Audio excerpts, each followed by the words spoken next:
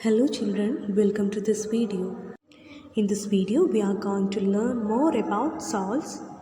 In the previous session, we have seen the formation of salts during various reactions. Here, we will discuss about the family and pH value of these salts.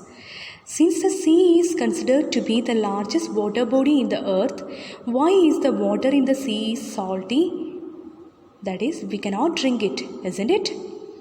We know that seawater is so salty because it contains large amount of salt dissolved in it. Commonly used common salt we will get from the seawater. Some salts are made in laboratories. Here in this lesson we will learn about what is salt or how to define a salt. Then use of sodium chloride. Then explanation of water of crystallization by using different experiments and the uses of plaster of Paris also. Okay, so all things we will discuss in this chapter. When an acid and base react, it will give you salt and water.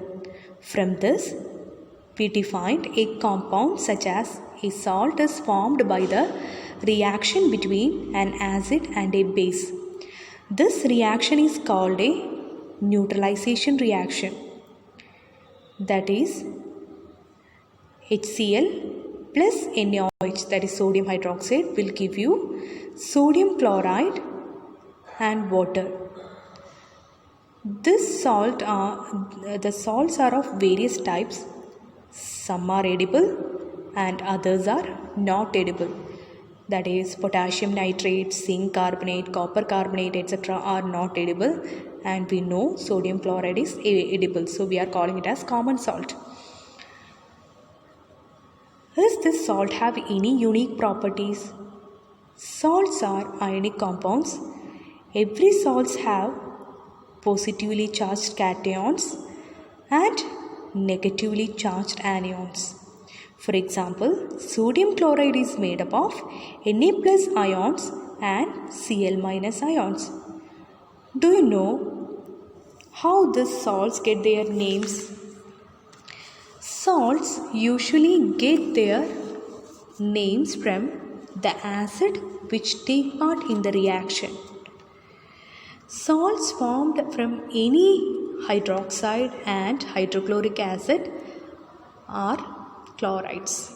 Example, potassium hydroxide plus hydrochloric acid will give you potassium chloride. Similarly, salts formed from any hydroxide and sulfuric acid are called sulfates.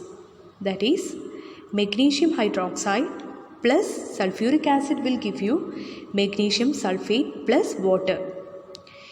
Accordingly, salts formed from any nitric acid and hydroxides are called nitrates. Example, ammonium hydroxide plus nitric acid will give you ammonium nitrate and water.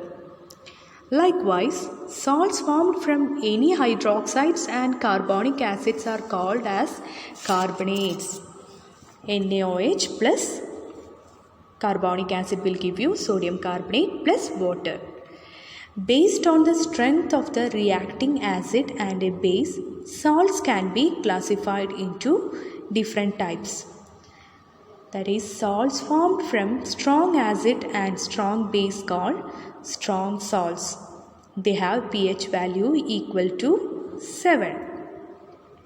That is, sodium chloride, potassium sulfate formed from acid like hydrochloric acid and sulfuric acid, with strong bases like sodium hydroxide and potassium hydroxide.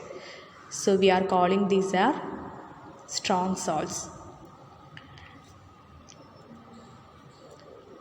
Then salts formed from strong acids and weak bases are called acidic salts. They have pH value less than 7.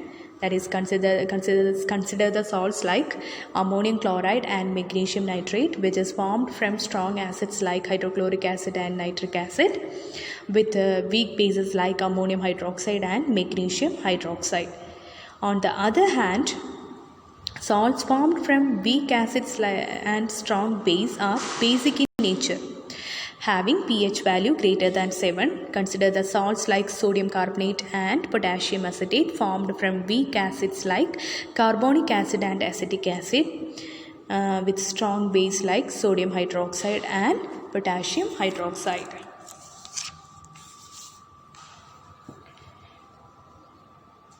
Then our sea water, which contains many salts like potassium chloride, magnesium chloride, iodides of potassium, etc.